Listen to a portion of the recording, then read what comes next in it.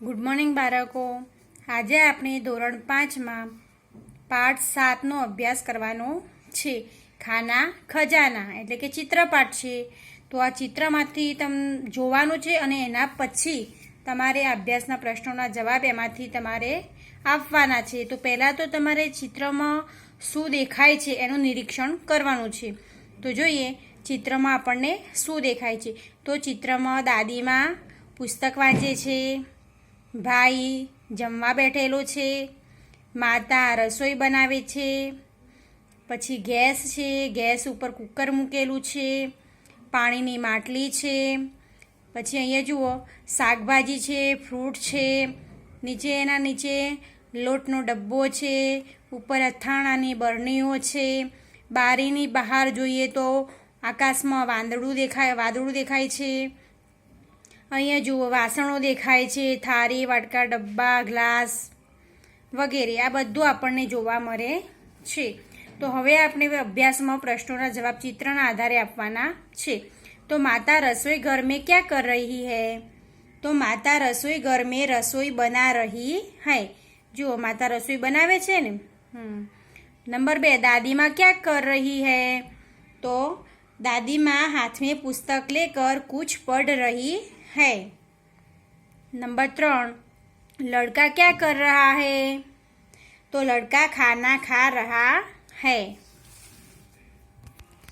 હવે પ્રશ્ન 4, રસોઈ ઘર में कौन कौन से बर्तन हैं? તો અહીંયા જુઓ કયા તમને વાસણો દેખાય છે. તો રસોઈ ઘર में मटका, थालिया, डिब्बा, चम्मच, डलिया, जार, कुकर, गिलास, केतली आदि बर्तन हैं. नंबर 5, टोकरी में कौन सी सब्जियां और कौन से फल है? तो અહીંયા જો શાકભાજી અને ફળો આપેલા છે. તો કયા છે? તો टोकरी में आलू, लौकी, भिंडी, फूलगोभी आदि सब्जियां और अंगूर, सेब आदि फल है. नंबर 6, खिड़की से बाहर क्या दिखाई दे रहा है? खिड़की એટલે બારી. હવે બારીની બહાર તમને શું દેખાય છે? તો खिड़की से बाहर बादल दिखाई दे रहा है. नंबर 7, अलमारी के डिब्बे में क्या क्या है? હવે જુઓ કે अलमारी જે કબાટ હોય अलमारी એના અંદર ડબ્બામાં શું હોય છે? તો अलमारी के डिब्बों में अचार, तेल, दाल और मिर्च मसाले है. આ જે ડબ્બા છે એમાં બધા મસાલા ભરેલા છે. आपके रसोई घर में क्या क्या है जो इस रसोई घर में नहीं?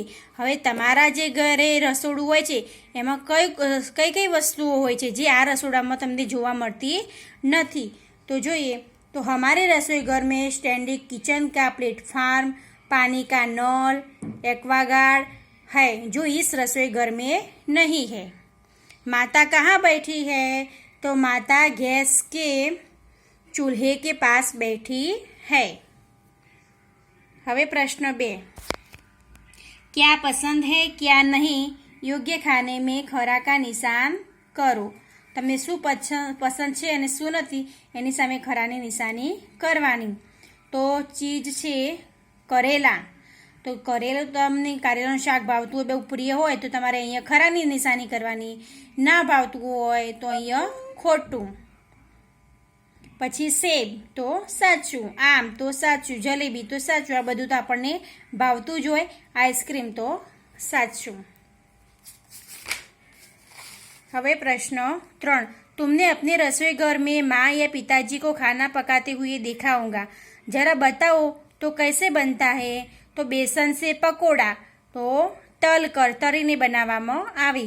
गेहूं से रोटी तो रोटली આપણે શેકવી પડે, શેક કર. दूध से चाय तो उबाल कर. बराबर. પછી પ્રશ્ન 4 લખવાનો નથી. પ્રશ્ન 5, नीचे दिए गए चित्र को देखकर कहानी बनाइए. तो आ चित्र જોવાનું છે અને એના આધારે તમારે વાર્તા બનાવવાની છે. તો વાર્તાનું શીર્ષક છે એકતા में बल है. તો હવે આ ચિત્રમાં જોઈને આપણે વાર્તા બનાવવાની છે. તો તમે ચિત્ર જો, હું વાર્તા બોલું છું. कमालपुर नामक एक गांव था. उसमें एक बूढ़ा किसान रहता था. उनका नाम रामू चाचा था. रामू चाचा खेती करते थे. उनके 2 बेटे थे।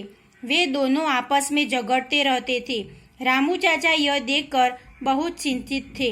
उन्होंने अपने बेटों को बहुत समझाया, पर उन पर इसका कोई असर नहीं हुआ। एक दिन रामू चाचा को इस समस्या का एक उपाय सूझा। उन्होंने अपने दोनों बेटों को बुलाया। बड़े बेटे को लकड़ियों का एक गट्ठर लाने के लिए कहा। रामू चाचा ने दोनों को गट्ठर खोलकर एक एक लकड़ी तोड़ने के लिए कहा। दोनों लड़कों ने बड़ी आसानी से एक एक लकड़ी तोड़ डाली। अब दोनों बेटों को लकड़ियों का गट्ठर बारी बारी से तोड़ने को कहा। दोनों लड़कों ने खूब ताकत लगाई, पर वे लकड़ियाँ का गट्ठर नहीं तोड़ सके। रामू चाचा ने उन्हें सीख देते हुए कहा कि तुम दोनों मिलजुल कर रहोगे तो मजबूत बनोगे, और लड़ते रहोगे तो कमजोर बनोगे। उसी दिन से दोनों भाई मिलजुल कर रहने लगे। रामू चाचा की खुशी का ठिकाना न रहा। એટલે એવું કહેવામાં આવે છે કે તમે બધા સંપીને રહો તો કોઈ બી કામ હોય તો તમારે સરળતાથી આસાનીથી એ કામ થઈ શકે છે, પરંતુ તમે ઝઘડીને એકલા પડી જશો તો એ કામ તમે સહેલાઈથી કરી શકશો નહીં. એટલે બધાએ સંપીને રહેવું જોઈએ. સ્વાધ્યાય છે તો આ બંનેનો તફાવત આપણે લખવાનો છે પ્રશ્ન 1માં. પછી પ્રશ્ન 2માં પઢીએ સમજીએ ઓર લીખીએ. ઉદાહરણ જેવું આપ્યું છે એ જ રીતે પુસ્તક, કમરા અને પંખા એ રીતે લખવાનું છે. તો હું તમને ફોટા પાડીને મોકલી દઉં છું. પછી ઇતના જાણીએ તો ફળોના નામ. ચીકુ તો ચીકુ, આ બાજુ હિન્દી ને આ બાજુ ગુજરાતી શબ્દ. તો ફળોના નામ, અનાજના નામ અને સબ્જીઓના નામ આ તમારે નોટબુકમાં લખવાનું છે. પરંતુ પહેલાં તમારે અભ્યાસ સ્વાધ્યાય લખવાનો અને પછી આ લખવાનું. બરાબર? તો હું બધાના ફોટા પાડીને મોકલી દઈશ, તો તમે લખી દેજો.